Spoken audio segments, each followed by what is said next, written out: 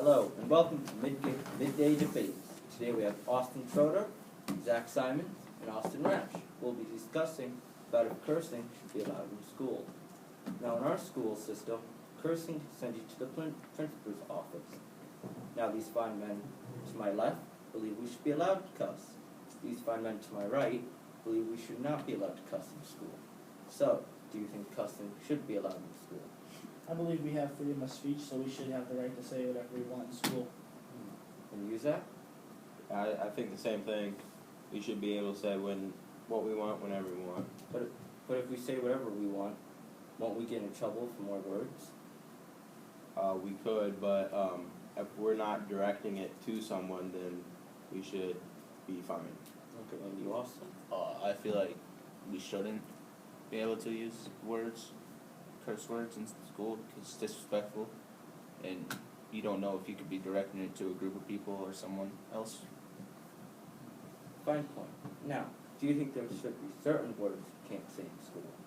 I think there be certain words that we can't direct towards somebody or a group of people. Like, we can't say anything to put someone down or to bully anybody. But other than that, we should use whatever kind of words we feel we want to. And you, Zach? Do you think there should be certain words we can't say? I mean, yeah, there should be, but like what I'm saying about cussing and stuff in class is not to people. It's just because I use outside of school, I use language, that kind of language all the time, but not to people. So. Interesting. Now, do you think cursing will increase bullying in our school? I don't think it'll make much of a difference because bullies do that kind of stuff anyways. They use harsh language to put people down, and that shouldn't be allowed. But saying stuff other than, like, not directed towards people, I think that should be allowed. So I don't think it'll do anything to bullying because bullies pretty much already use bad language to put down people, and that shouldn't be allowed. So, like, let's say if I tripped or something, I could use it to be like, oh. Yeah, you should be allowed to do that. Okay. And what do you think? Do you think it'll increase bullying, Zach? I don't really think it would increase because no matter what, everybody's going to bully here and there, but cussing to them isn't really going to change the increase of it, so. Okay. Now, do you think bullying will make school an unsafe learning? No, not really, because people use that type of language every day at jobs and other places, so if students can't handle it, then they should just get over it because people use it every day. And what do you think, Austin? According to the article, Can Swearing Be Used as a Learning Resource by Fern Jeffries, it states that by swearing it can help kids, hold kids' attention and help them learn. A teacher used swearing as a method to get students to learn about Shakespeare. That's interesting. And we all know from personal experience how boring Shakespeare can be. Now, Austin, how will schools stop students from cursing in class? Basic discipline rules to stop them from doing it, and if they keep doing it, just keep sending them to the principal's office, and maybe if they keep talking to the principal's office, maybe they'll end up stopping because it's rude and disrespectful. Now, if you do continue, what type of punishments will they receive? Well, they should receive like a detention maybe, or like an in-school suspension if it's directed to someone, and then if they keep doing it, they should be issued an out-school suspension due to disrespect and bullying because they continue to do it. Interesting. Now, this is a question for everybody. Does not allowing cursing in school go against the First Amendment? I believe it does in a way because freedom of speech, we have the right in this country as a freedom of speech, and I'm pretty sure that includes schools too. Not like a school has its own law or something, so I believe that freedom of speech, we should be able to say what we want, wherever we want. Interesting. Now, also, To me, I feel like we should be able to use freedom of speech to an extent to where if it's like cussing at someone or I believe we should say what we want to say, not directed at somebody. Zach, do you think it goes against the First Amendment? I don't know, because everybody uses that language every single day, wherever they want, except school. Like, because there's the rules that we shouldn't use that language because they want to teach the kids how to grow up, blah, blah, blah. But I think it wouldn't, because language is used like that all the time.